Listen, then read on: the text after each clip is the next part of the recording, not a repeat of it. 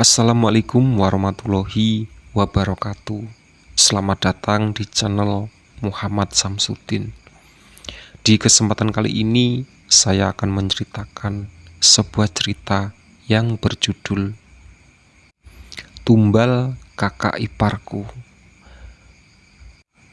Sebelum ceritanya kita mulai, kita masuk ke prolognya dulu. Maira, seorang gadis muslimah yang masih belia, kini dijadikan tumbal oleh kakak iparnya demi mendapatkan kekayaan yang berlimpah. Tidak bisa menolak karena keluarga memiliki hutang budi kepada keluarga kakak iparnya.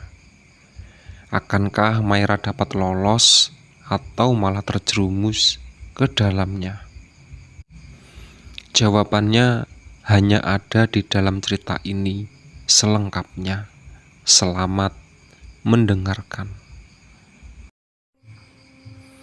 Panggil saja dia Maira, gadis belia yang berusia 17 tahun, gadis manis cantik dan periang itu duduk di bangku SMA, kejuruan, dan sebentar lagi dirinya akan melepas seragam abu-abunya. Maira tinggal bersama kakak perempuannya Miranti dan juga kakak iparnya Darko semenjak keduanya resmi menikah. Selama tinggal di rumah kakak iparnya, Maira tidak pernah tahu apa pekerjaan kakak ipar, bahkan kakak Miranti. Keduanya sangat jarang di rumah, apalagi saat malam tiba. Kalaupun mereka pulang hanya sebentar, dan setelah itu mereka pergi lagi. Seperti malam ini, kedua pasangan suami istri itu baru saja meninggalkan rumah mereka, dan kini hanya ada Maira yang berada di kamarnya. Untuk menghilangkan kesepiannya, Maira memilih mengerjakan tugas sekolahnya. Jam 1 kemudian, mobil Darko terdengar memasuki rumah itu. Maira yang belum tidur pun beranjak dari kamarnya dan akan segera membukakan pintu rumah. Ceklek. Maira melihat wajah Darko dan Miranti tampak memerah. Tanpa memberi salam, kedua pun nyelonong masuk dan langsung menuju kamar mereka. "Mas, denger ya, aku gak mau kamu menyeret adikku. Sudah cukup aku menjadi korban," ucap Miranti dengan tegas. "Tahu apa kamu, ha? Semua harta yang aku dapatkan itu dari mana kalau bukan dari sana? Harusnya kau berpikir bagaimana membujuk Maira, bukan malah mau mengacaukan rencanaku," ucap Darko dengan kasar. "Mas, Maira itu masih kecil. Cukup, aku yang menderita, Mas," ucap Miranti. Plak. Tamparan keras mendarat di pipi Miranti saat itu. Lalu Darko menjambak rambut Miranti dan menatapnya tajam. "Jangan ikut campur, atau aku tidak akan segan untuk menghabisimu," ucap Darko dengan penuh kemarahan. Lagian, sebentar lagi Maira berusia 18 tahun, jadi sudah waktunya dia membayar semua yang sudah dinikmati selama 3 tahun bersama kita, ucap Darko dengan tajam. Lalu dilemparkan Miranti ke atas tempat tidurnya. "Kau harus melayaniku," sarkas Darko.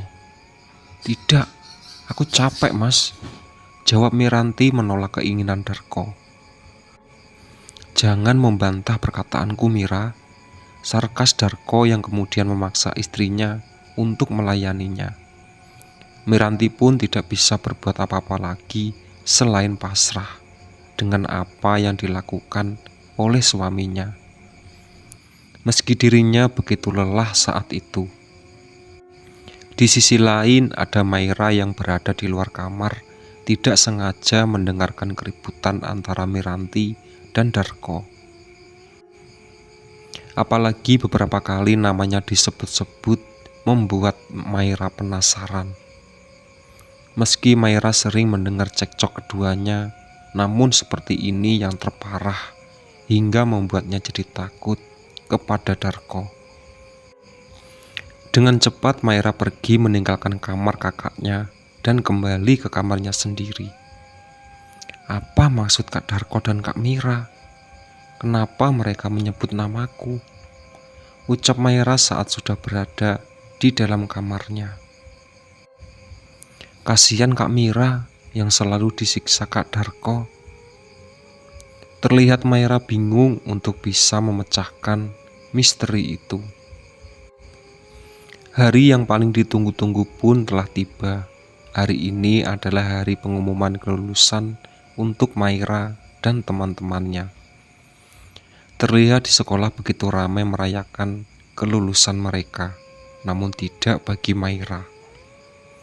Maira terlihat murung mengingat perkataan kakaknya beberapa waktu lalu.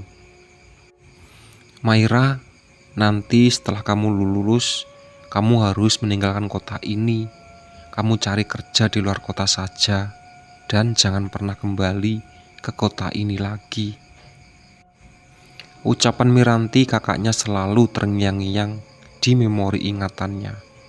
Mana lagi Miranti tidak memberi alasan apapun terkait ucapannya. Maira tidak tahu mau pergi kemana setelah ini. Dia bingung karena keluarga satu-satunya hanyalah Miranti. Setelah kepergian kedua orang tua mereka untuk selamanya. Maira, kamu kok ngelamun aja? Ucap salah satu teman Maira. Nggak apa-apa kok, ayo kita ke sana. Ucap Maira mengalihkan. Kemudian Maira mengajak temannya untuk bergabung dengan yang lain. Begitu acara selesai di sekolah, Maira akan pulang ke rumahnya. Sebelum pulang, Maira mampir ke rental buku untuk mengembalikan buku yang dipinjamnya. Setelah itu pun pulang berjalan kaki karena tidak jauh dari rumah kakaknya. Saat Maira melewati lorong-lorong tembusan rumahnya, keluarlah sosok pria dengan berpakaian serba hitam dengan memakai topi dari sebuah gang sempit dan berjalan tergesa-gesa lalu menabrak Maira. Duk. Au, ucap Maira saat oleng dan jatuh ke aspal. Pria yang menggunakan masker hitam itu menatap Maira dengan tajam. Lalu Maira berdiri tanpa bantuan pria itu. Jalan pakai mata dong om, sarkas Maira yang tidak takut sama sekali dengan tatapan pria misterius di hadapannya. Itu dia. Terdengar teriakan beberapa pria yang tampaknya agak jauh dari mereka. Lalu pria itu pun menarik Maira dan membawanya ke tempat yang aman. Maira berontak, namun percuma. Tubuhnya yang lebih kecil dibandingkan pria itu, tentunya dia lebih kuat dari tenaga Maira. Kemudian pria itu membekap mulut Maira saat mereka bersembunyi di depan rumah kosong yang tertutup sebuah drum besar. Lebih baik kau diam jika ingin hidup. Hardik pria itu membuat Maira terdendam sepenuhnya. Sementara tak jauh dari mereka terdengar orang berbincang dan sepertinya mencari pria di dekat Maira. Ayo kita ke sana, sebuah teriakan kepada anak buahnya. Lalu pria itu pun melepaskan Maira dan begitu terkejutnya Maira saat melihat pakaian sekolahnya berlumpur darah. Ia pun jadi shock bukan main. Kau boleh pergi, ucap pria itu. Tapi om terluka, ucap Maira. Jangan pedulikan aku, pergilah sebelum kau dalam bahaya, ucap pria itu. Maira melihat tangan kanan pria itu terus mengalir darah segar. Lalu dengan beraninya Maira menarik tangan pria itu dan melihat di telapak tangannya tampak tergores sebuah benda tajam. Dengan cepat Maira melepaskan tasnya dan mengambil sapu tangannya. Lalu ia membalutkan di tangan pria itu dan menalinya. Setidaknya ini bisa menghambat pendarahan di tangan Om. Setelah ini Om harus segera pergi ke dokter agar mendapat pertolongan pertama ya, ucap Maira yang tengah membalut luka pria itu. Pria misterius itu hanya menatap wajah Maira tanpa berbicara apapun. Sudah selesai, aku pulang dulu ya Om, ucap Maira kemudian pergi meninggalkan pria itu. Namun langkahnya tertahan saat pria itu bicara. Tapi baju dan tutup kepalamu penuh darah, ucap pria itu. Gak apa-apa, nanti aku bisa bersihin di rumah.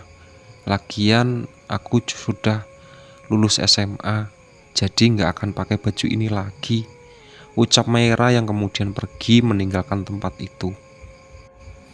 Maira berlari cepat menuju rumah kakaknya, berharap di rumah tidak ada orang yang melihat. Sementara pria itu pergi meninggalkan tempat persembunyiannya. Setelah sampai di rumah, begitu terkejutnya Maira saat melihat kakak Miranti akan keluar dari rumah. Maira, kamu kenapa? Ucap kakaknya terkejut bukan main ketika melihat pakaian sekolahnya Maira penuh darah. Ini bukan seperti yang kakak pikirkan. Tadi Maira nolongin teman kak, dia lagi luka dan darahnya nempel di baju dan jilbab Maira, ucap Maira. Kakak kira kamu bikin ulah. Ya sudah, cepat bersihin dirimu, kakak mau pergi sebentar, ucap Miranti. Mau ketemu klien ya kak? Tanya Mira. Iya, jawab Miranti singkat. Lalu ia masuk ke dalam mobilnya dan meninggalkan rumah itu. Sementara Maira segera masuk dan membersihkan dirinya. Miranti selalu mengatakan kepada Maira jika dirinya bertemu kliennya di luar. Tanpa Maira tahu apa sebenarnya pekerjaan kakaknya, Miranti yang jarang ada di rumah sama seperti kakak iparnya juga seperti itu. Siapa pria misterius itu? Itulah sahabat cerita dari Tumbal Kakak Iparku. Ditunggu part selanjutnya.